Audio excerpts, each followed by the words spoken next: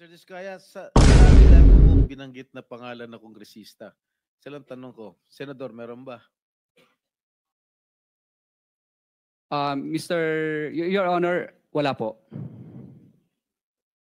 Sigurado ka? Safe ka na. Sigurado po. I resent that statement, Mr. Chair. I resent that statement. Safe ka na. Kano yung pinakamalaking halagang o commission na binigay mo sa isang personality?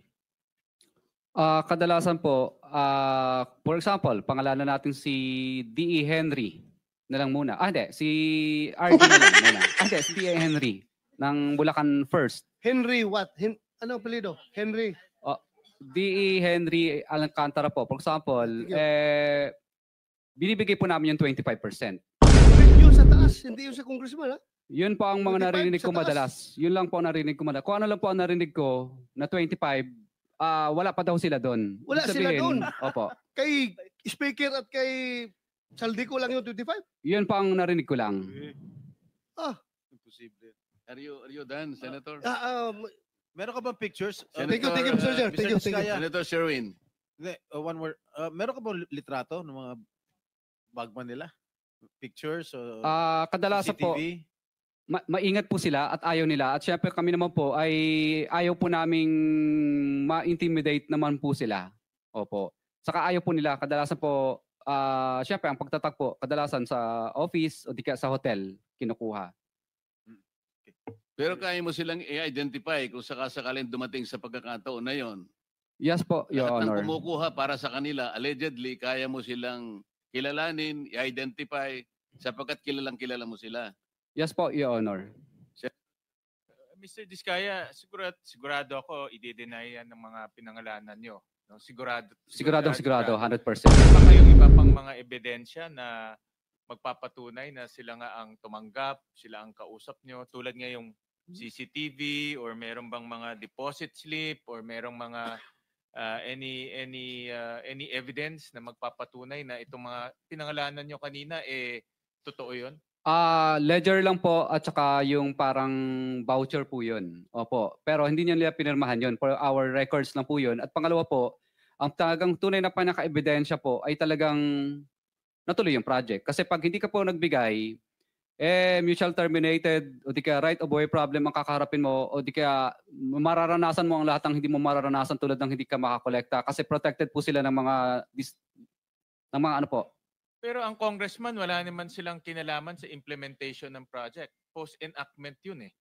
So hindi nila pwedeng sabihin may right of way problem ka, meron kang pwede nila i-terminate yung bidding. Ang pwede lang mag-terminate ng bidding ay yung district engineer. Pag tinanggal po nila si district engineer o di ka sa regional director, mamimili na lang po yung director at saka DE. Patanggal ka o sumunod ka sa pinagagawa ko? Ang congressman, hindi naman niya pwedeng pakialaman yung implementation ng project. Regional lang at district engineer. Opo, tama po. Tama. So paano niya papakancel yung project ninyo kung hindi niya kontrolado yung implementation? Ano po, tatawagan lang niya yung DE tsaka RD para singilin po. So ibig sabihin nito mga politiko, may control dito sa RD at DE.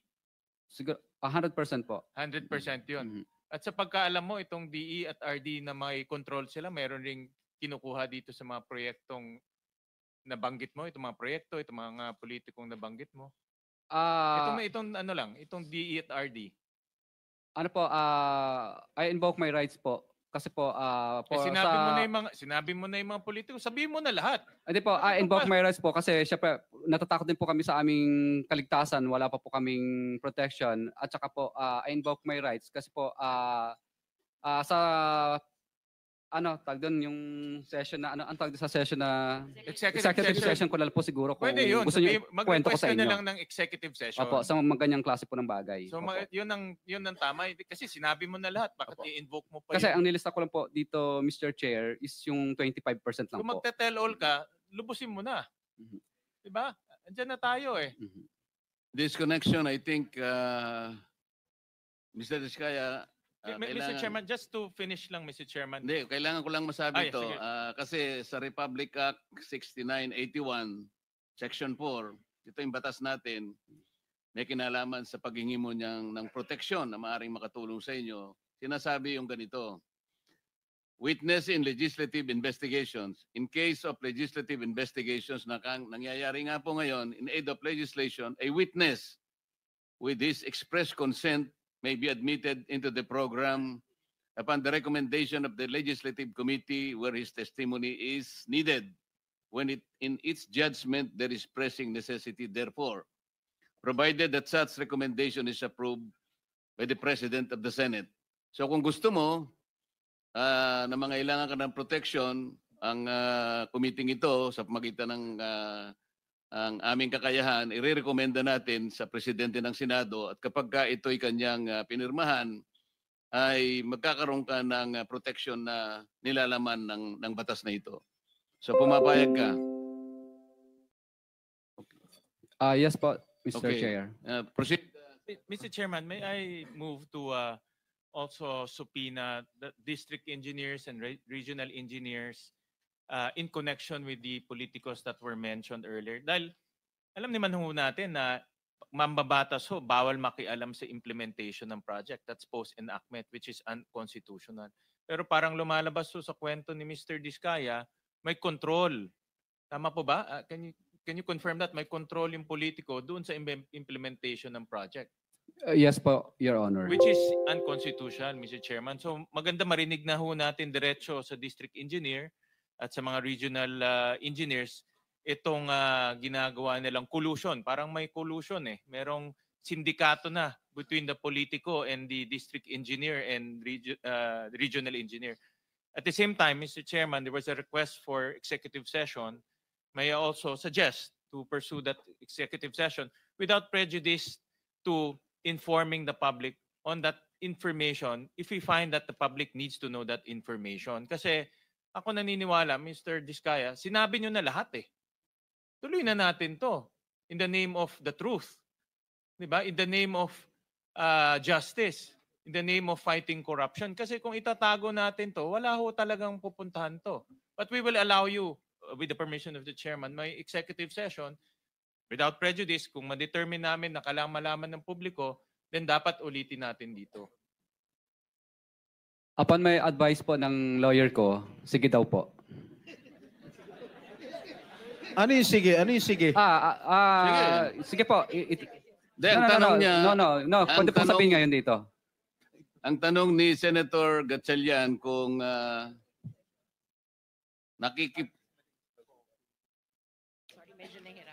Sorry po, Mr. Chair. Willing naman po ako na kat dito na pag-usapan. Pangalanan mo yung mga district engineer, regional engineer na merong kasindikato yung mga politiko. Pinangalanan mo na yung politiko, di tuloy mo na. Mr. dito po, Chair, dito I po. agree with the manifestation of Senator Sherwin. Please do not be selective. Pag binanggit mo na, nagbanggit ka na ng mga kongresista, mga ibang personalidad, banggitin mo na lahat. Nandito ka na eh. meron ka pa bang babanggitin bukod sa mga nabanggit mo na kanina initially na mga opisyales ng DPWH? Mr. Chair, ito lang po kasi ang mga personal po ko pong mga hindi ko po kayang banggitin yung experience po ng kaya. ibang mga contractor po. Dito lang po sa experience, personal knowledge ko lang po. Sige, bigyan mo lang kami ng kopya kung ayaw mo banggitin. Pwede ba? Nandito na sa kanyang sworn statement. Okay. Di ba meron Oh. na rin siya sa sworn statement? Nabanggit na yung iba. Nabanggit na na yun. Sworn Yung mga statement. ibang personalities. Yung mga ibang personalities. Hindi mo ba kaya banggitin? Nandito lang po sa loob ng aking sworn statement po lahat. District Yung mga pangalan. engineer, Nandito rin po. dito na rin, district engineer, regional engineer, yung mga nagsasabuatan para ipiting ka at I guess lutuin na rin yung project. Ito po, pwede ko pong Sino po, bakit? kung sino po yung mga congressman. Sino po ang mga district engineer na nakakasakop doon sa lugar ng congressman po na yun na hindi na isulat dito. Pwede ko pong Ayaw mo Sandali na pangalanan. Sandali lang. May binanggit ka kanina rito sa paragraph 22. Halimbawa, si Regional Director Eduarte Virgilio ng Opo. DPWH Region 5. Nandito ba siya? wala po. Ayun, nandito pala eh. Andyan pala. Pagkatapos nabanggit mo rin si District Engineer Henry Alcantara DPWH Bulacan East at Bulacan First District Engineering Office. Nandyan po ba? Nandito din po. O yan. Senator Gatchalian, nandun yung dalawang opisyalis ng DPWH na binanggit niya sa paragraph 22 ng kanyang sworn statement. Oh, paupoy na kaagad dito. Paupoy na kaagad.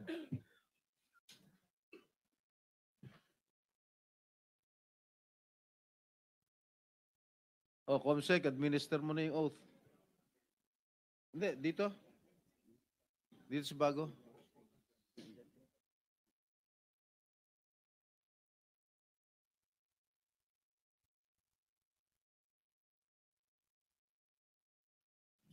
Opo. Para po dun sa kay ano daw po, kay no, hindi daw. Narinig ko. 25% hindi pa po kasama yung parking. 5 kasi ang parking o pass-through. Meron ka dito sa number 28. May binigyan ka raw 30%. Yun ang malaki. Yun ba pinakamalaking naibigay mo, 30%? Yun naman po kay Kong Roman Romulo po yun. Para kay Kong Roman Romulo, sabi ni D.E. Aris, bali, kaya po naging 30 yun kasi 25% para sa taas at 5%. Sino ro yun na sa taas? Kadalasan po, open secret naman po ito eh. Secret na open. Ano po, ang tinuturo nila madalas si Saldico at saka si Speaker po kadalasan ang sinasabi nila. Opo. Okay. Tapos yung 5% naman po para po kay Congressman Romulo pag insertion. Pag hindi naman po insertion, NEP, mabababa ng kapiraso. Yung pinakamalaki, 30% yun na shell out mo. Kasi po kasama na po doon yung Yeah. insertion. Yung parking fee o pass-through. Kaya naging 30. Yes, I understand. Kaya nga, yun ang pinakamalaki. Kasi yung ordinaryo, 25%. Correct? Opo. Alright. O, nandito na yung si Mr. Chair, may masingit lang ako, Sen. Tanungin ko lang si Curly Discaya. Mr. Chair, so kung 30%, may 5% parking, 35%, ilan na natitira sa proyekto? Hindi po. Kanina po, kaya pinagsama po yung 30. Kasi isang hingian lang po ang ginawa nung ni D.E. Aris at pinabigay na lang doon sa secretary na si Secretary Ann. So ngayon po, bali kaya naging 30 yun kasi 25% doon para sa taas. Tapos yung 5% doon para kay Kong Roman Romulo as insertion. Yun lang. Yung parking fee, Parking sorry. fee. Oo. So, Kaya pag pinag-plus mo po yun, naging 30 kasi isang hingian lang 30. ginawa. Wala na kayong nilalagyan pa na iba na binibigyan sa LGU maybe para pirmahan yung mga kung ano man yung kailangan pirmahan para matuloy yung proyekto? Sa LGU, kadalasan wala po. Wala. Wala na, walang Oo. pakialam doon. Magkano po ang kinikita nyo naman? Kung binigay nyo yung 30%, magkano po ang binabawas pa ninyo doon sa, for example, 100 million, 30% po yan, that's about 30 million. So may 70 pa. Magkano po yung, syempre, tatrabahuin nyo, magkano kailangan ang kikitain nyo pa dyan? Kadalasan po ang natitira na lang sa amin, minsan pag minalas-malas, lugi, kung sinuwerte, minsan 2%, 3%. Pag sinuwerte pa, 5%. Paano? 2%, 5%? 3 to 5% po, minsan ang natitira na lang. So- Minsan lugi pa. So 70, bawasan mo pa ng 5%, so 65%. Tama po ba? Opo. Ito ba ang ginagawa niyo yung proyekto? So matatawag natin substandard dahil para kumita kayo, para maibigay ninyo yung komisyon, bawasan ninyo yung bakal, bawasan ninyo yung mga semento para may maiabot lang kayo. Tama po ba? Hindi po, wala pong substandard, tama pa rin. Kasi hindi po siya papasa sa testing ng DPWS pa rin at ganoon din po, hindi po tatanggapin ng Mr. warranty Vizcaya, ban. Hindi po, hindi ako naniniwala na papasa sa DPWS eh, kasabwat na ho ninyo yung district engineer at saka regional director. Paano po? Pati yung COA, kasabwat din ho ninyo. Magbubulag-bulagan na lang yung tatlong yun. hindi po, wala po hindi po namin nakakausap yung COA. Hindi po sila. Yung DPWH, siyempre kasabwat nyo na, binigyan nyo na ho eh. May pipikit na lang nila yung mga mata nila. Kaya magiging substandard po talaga yan. I mean, whether you like it or not, para ika nga kumita din ho kayo. I don't think 2% lang po ang kinikita nyo dito, 3%. Magpapakanda hirap kayo, 2 to 3%. Kakayanin ba ng 2 to 3% yung mga sasakyan na binili nyo na pagkadami-dami po? I mean, that's way, ika nga, unbelievable po. Your Honor, kaya po. Dahil 23 years naman po naming pinaghirapan po yun. Kasi noong mga panahon po nung mga una po, ay magaganda naman po ang kinikita namin. Ngayon lang pong panahon na to na ito ang medyo lumiit po talaga. 25% po ng what? Ng cost ng project. Tama po ba? Ng ano po, ng contract cost. Contract cost. For example, 100 million yung paggawa ng flood control na ito. Example lang po natin, 100 million. So 25 million po ang pupunta doon sa proponent. Opo. 25 million. So matitira is 75. Ganun po ba? Opo. Bali ang pass-through naman or parking fee is 5. Excuse me. Para malinawan natin, ano? Dito kasi sa paragraph 18 ng iyong sworn statement, may binabanggit kang 25%. Ngayon, pagka sumulong ka sa, kung hindi ako nagkakamali, number 22 paragraph, o paragraph 22, meron na namang 25%. Kaya doon lang 50 na. Kaninang sinasagot mo si Senator Sherwin, meron kang binabasang note dyan. Pwede mo bang i-plus na lang dito? Kasi hindi natin malaman kung sino-sino pa lahat ang binibigyan mo. Doon pa lang sa 50% na yon ay delikado na talaga yung project mo. Naniniwala ako na dahil binanggit mo nga, kakutsaba mo na yung mga ibang binanggit mong mga, tama naman yung tanong ni Senator Sherwin, baka naman magsasakripisyo na yung project unless ma-justify mo sa pamamagitan ng presentation. Ilan ba talaga yung napupunta kung kani-kanino para sa ganoon makita natin yung net magkano na lang talagang matitira sa project? Meron ka bang calculation dyan para madali tayo? Magkano yung napupunta sa congressman na kagaya na sinasabi mo? Magkano yung napupunta kung kani-kanino? Kasi merong back dyan, merong COA, merong material testing, merong kung sino-sino. Baka naman nilagyan mo na ng porsyento yan, madadali tayo rito. Mr. Chair, okay lang po ba i-flash sa ano po, yung sample computation ko Bigyan mo po? muna ako ng kopya pagkatapos i-plus natin para maintindihan ko rin yung presentation mo.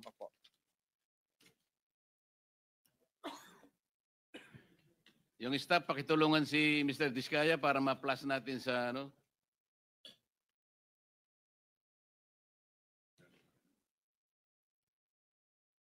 So ito, babasahin ko, ano? Meron po silang, for the record, meron po silang binabanggit na assumption as basis to compute the actual costing based on standard experience between 2022 to 2025. ABC, 75 million. Ang winning bid po ay 72 million. 43% po ang SOP. 43% ng winning bid. Broken down into the following. Ito po allegation nila, no? Speaker Romualdez Saldico, 25%. Congressional pass-through fee, 5%. Buyout fee ng BAC, 6%. DPWH, DE&RD, 7%. O, yan po yung 43%. Sa mga tweed, yun ang natitira. Aalisin nyo pa yung tax na 7%. Broken down into income tax 2% at withholding value added 5%. So ang project cost po sa kanilang approximation is between 35 to 38%. Ito na lang ang natitira.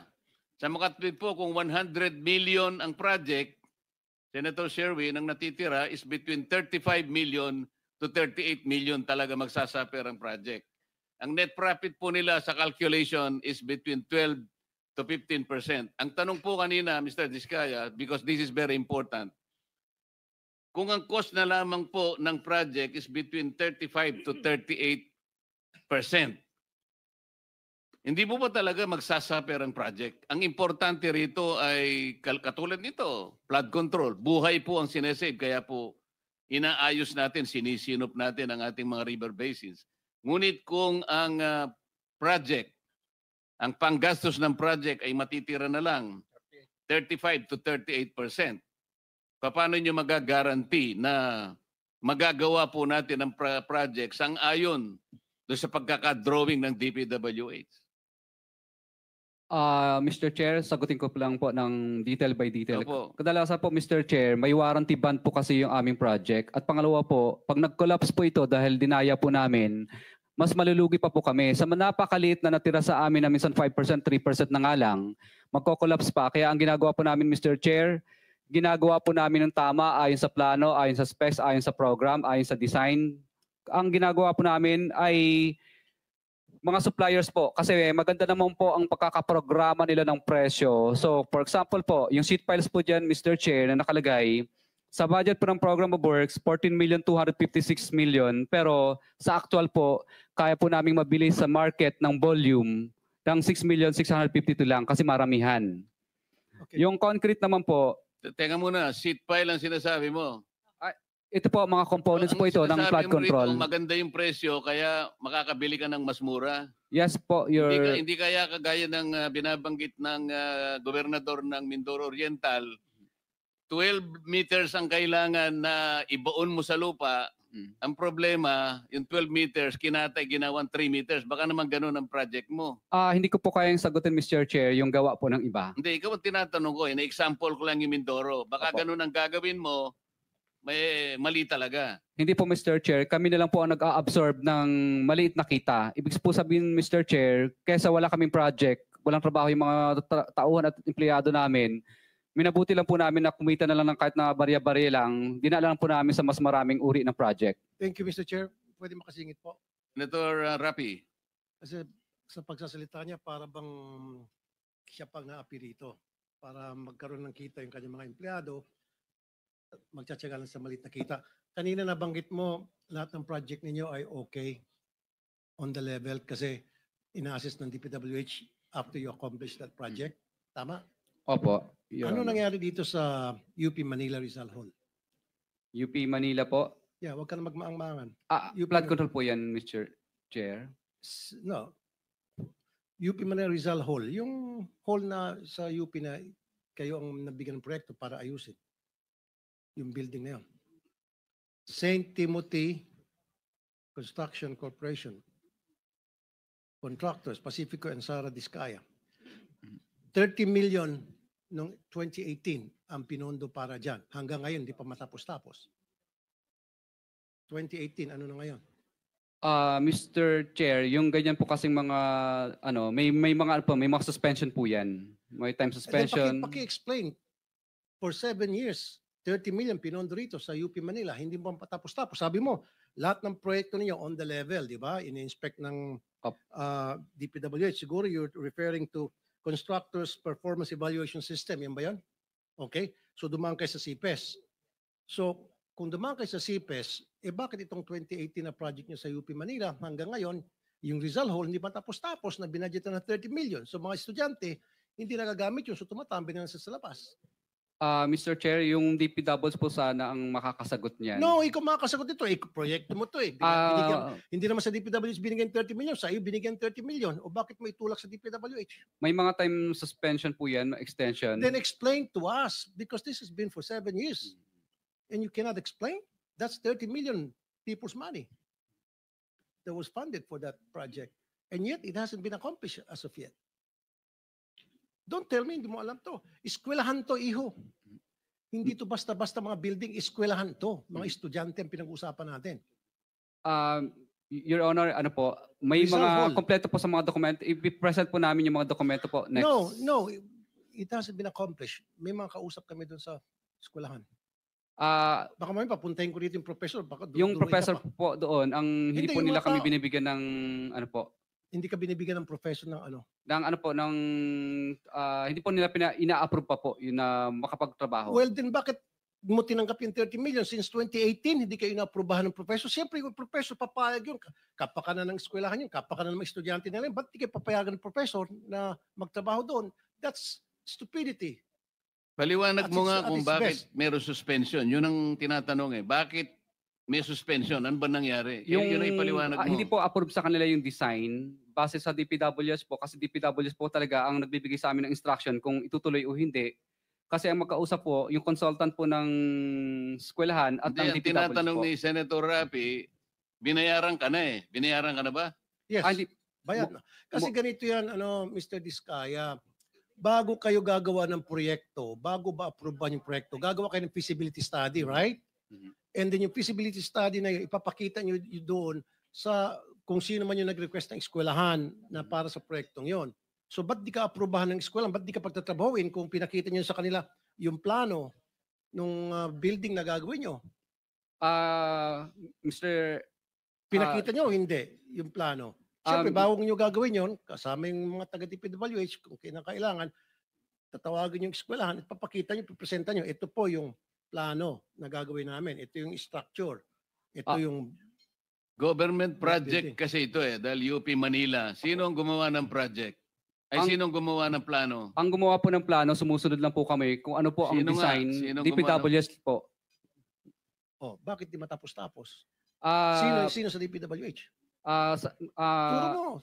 ano po, Nandito mga ba? ano po, mga district Ano- engineer po ang Anong pangalan? Si Anong pangalan? dati po nung nakaraan, panahon pa po ni district engineer. Tapos ngayon po bago na po yung district Hindi nga, sino engineers. ngayon noon? Sino yun noon at saka ngayon? Kasi 2018 hanggang ngayon, Opo. 2025 na, hindi pa rin matapos-tapos. And yet, yung 30 million na-release na sa inyo. Opo. Bali, alam ko po, ang mobilization lang po ang naibigay po Ganitong doon. gawin natin, kasi kahit hindi flood control ito, public works naman ito. Pwede mo bang isubmit sa komite, ipaliwanag mo kung anong nangyari, 2018 project pa pala yan, nabayaran na kayo, bakit hanggang ngayon ay hindi pa natatapos at mukhang nagko-complain nga ang mga estudyante. Pwede mo bang isumite sa amin ang report na yan para ma-appreciate po ng ating komite? Yes po, Mr. Chair. Okay. One question. Mr. Chair. Mr. Chair, may isang tanong lang.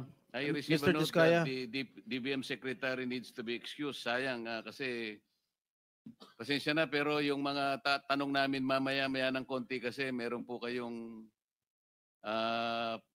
partisipasyon. Hanggang anong oras po ba pwede kayo?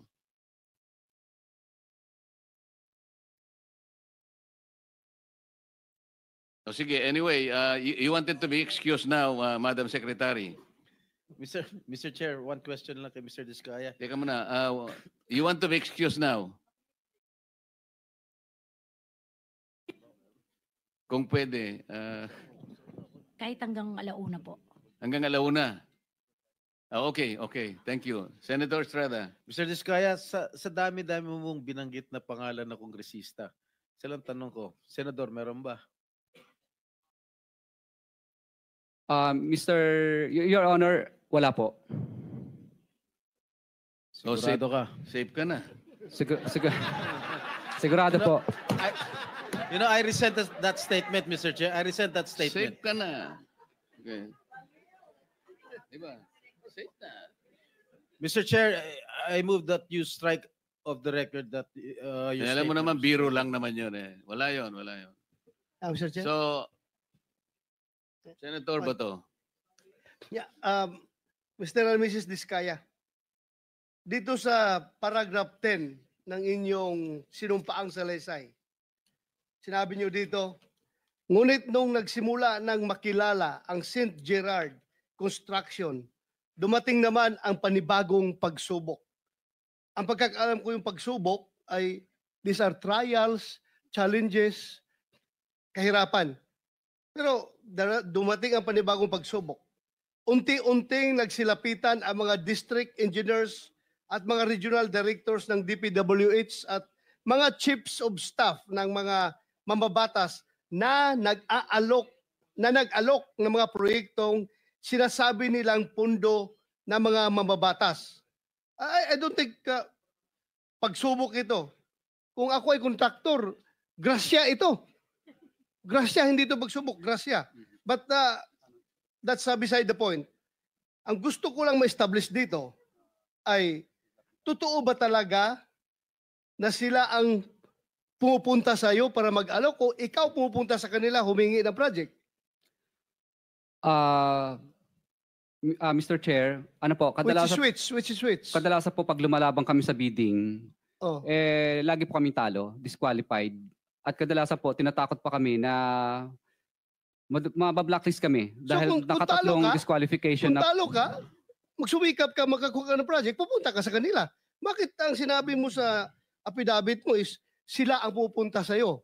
kadalasan po qualified po kasi ang license namin kaya nilalabanan namin. So kaya minsan po kami na po ang nilalapitan dahil kadalasan po nilalabanan nga po namin yung mga projects nila. So Okay, thank you. pinararating nila na Teo, andito yung regional director ng DPWH ng Region 5. Mr. RD ng Region 5. Ikaw ba'y isa sa mga regional directors ng DPWH na pupunta kay Diskaya para mag-alok ng proyekto? Wait. This is in connection with the earlier question of Senator Sherwin na parang ang nangyayari, bawal na nga, unconstitutional na nakikialam yung kung sino-sino pagkatapos na mailagay na sa NEP, ay binanggit mo yung pangalan na dalawa, Regional Director Eduardo Berhilio at Assistant District Engineer Henry Alcantara. So kailangang malinawan po ito kung sino ang nakikialam sa pag-execute po ng project pagkatapos ito ay mailagay na po sa batas. Continue. RD of DPWH sa Region 5. Mr. Chair, can you answer the question? Yes, sir. Good afternoon po, Mr. Chair. I would like to say that I do not know exactly the exact address or location of the office address of St. Gerald. I never went to that office. And I categorically say that those allegations mentioned by Mr. Diskaya, I did not receive those percentage. So that's all, sir.